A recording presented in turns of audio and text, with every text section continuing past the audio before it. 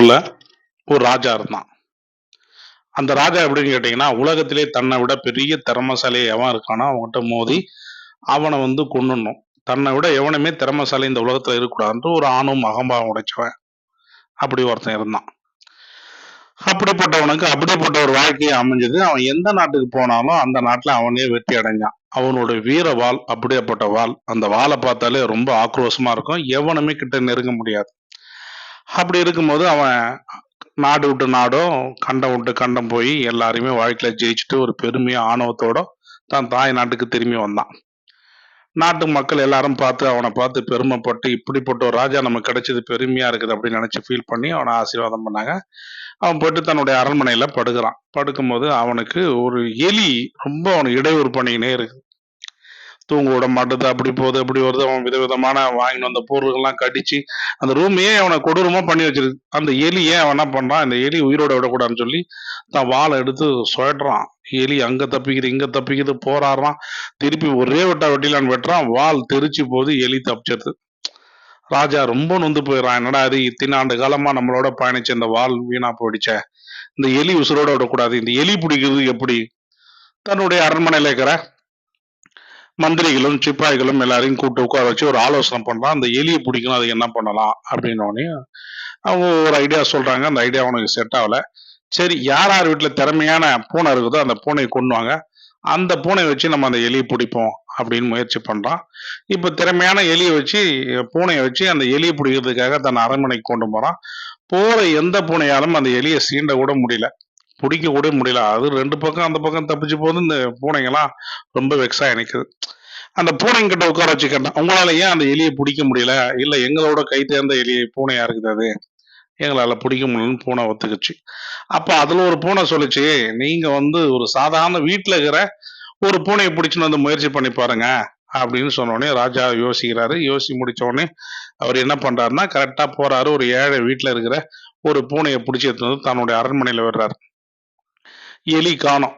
அந்த பூனையும் அப்படியே இங்க எங்கம்மா ரவுண்ட் அடிச்சுனே இருக்குது. ரவுண்ட் அடிச்சும் போது அந்த எலி கரெக்டா வருது. ராஜா ஏதாவது டிஸ்டர்ப் பண்ண வரும்போது ஒரே அடி அடிச்சுது அந்த பூனை. பூனை அடிச்சு அந்த எலியை தூக்கின்னு அது பாட்டு ஜன்னல் வழியா தப்பிச்சிருச்சு. இப்போ ராஜா ரொம்ப எக்ஸைட்டாரு. இவ்வளவு பூனைகளாலும் இவ்வளவு பெரிய ராஜதந்திரம் படிச்சா நம்மளால முடியாது, ஒரு சின்ன பூனையால முடிச்சிருச்சே. அந்த பூனை கிட்ட போய் கேட்கிறாரு, பூனை, நீ எப்படி நீ எலியை பிடிச்ச, அந்த விஷயத்த சொல்லுங்க அப்படின்னு கேட்ட உடனே அது எதுவுமே கண்டுக்கல. இந்த ராஜானே அது பொருள்படுத்தல. அது வந்த வேலை முடிஞ்சது, எலி கிடைச்சது, அதுவும் கொழுங்கிற எலி. நமக்கு ஒரு மகிழ்ச்சியான ஒரு வேலை, சாப்பாடு நல்லா கிடைச்சதுன்னு நினைச்சு அது ஃபீல் பண்ணிட்டு போகுது. மறுபடியும் அந்த பூனையை கூப்பிட்டு சொல்றாரு, நான் உன்னை கொன்றுவேன், உன்னுடைய குடும்பத்தையும் அழிச்சிருவேன், எனக்கு சொல்லுன்னு சொல்லும் போது அந்த பூனை சொல்லுச்சு, ராஜா ராஜா ரொம்ப ஃபீல் பண்ணாதீங்க, நீங்க கொண்டு வந்த பூனைங்க எல்லாமே பசித்து நல்லா ருசித்து கொழுத்து வாழ்ந்த பூனைங்க. அந்த பூனைங்களால எந்த ஒரு பொறியிலையும் குறி வச்சு வாழ்க்கையில ஜெயிக்க முடியாது. எப்போதுமே நான் ஒரு வேளை சாப்பாட்டுக்கு ஒரு யுகம், ஒரு வேளை சாப்பாடு கிடைக்கிறதே நான் போராடுங்கிற குடும்பத்துல இருக்கேன். இந்த மாதிரி எலி கிடைச்சாதான் எனக்கு ராஜ விருந்து. எனக்கு பசி இருக்கிறதுனால எந்த ஒரு விஷயத்தையும் நான் குறி வச்சு அடிக்க முடியும். எப்பவுமே பசிக்கிறங்கிட்ட மட்டும்தான் அந்த குறி வச்சு அடிச்சு சக்சஸ் பண்ண முடியும். அதை புரிஞ்சுங்க ராஜா.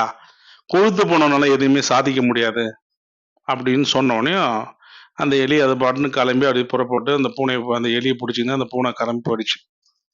ராஜா ரொம்ப யோசிக்கிறாரு, என்னடா இது ஒரு பெரிய ராஜதந்திரமான ஒரு வார்த்தையை ஒரு அசால்ட்டா எலி சொல்லிட்டு போயிடுச்சு, பூனை சொல்லிட்டு போயிடுச்சேன்.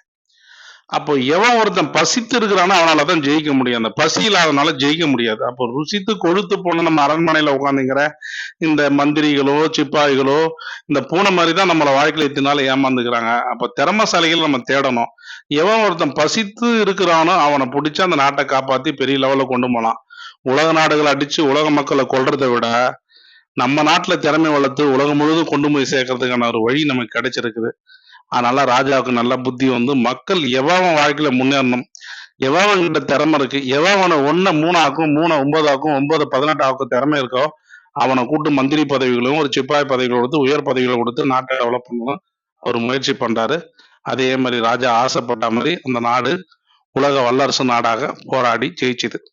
எப்பயுமே வாழ்க்கையில நமக்கு எந்த ஒரு இடத்துல இருக்கும், எவ்வளவு பெரிய வசதி படிச்சாலும் எவ்வளவு படிச்சாலும் நமக்கு ஒரு பசி, அந்த வெறி இருந்தா நிச்சயமா அந்த இடத்த நம்மளால ஜெயிக்க முடியும். அந்த வெறி இல்ல, அசால்ட் தன்மை, அட போடா அப்படிங்கிற காலம் தான் ஜெயிக்க, நம்மளால ஜெயிக்க முடியாது. போடுங்க காய்ஸ். அடுத்த கதையில உங்களை சந்திப்போம்.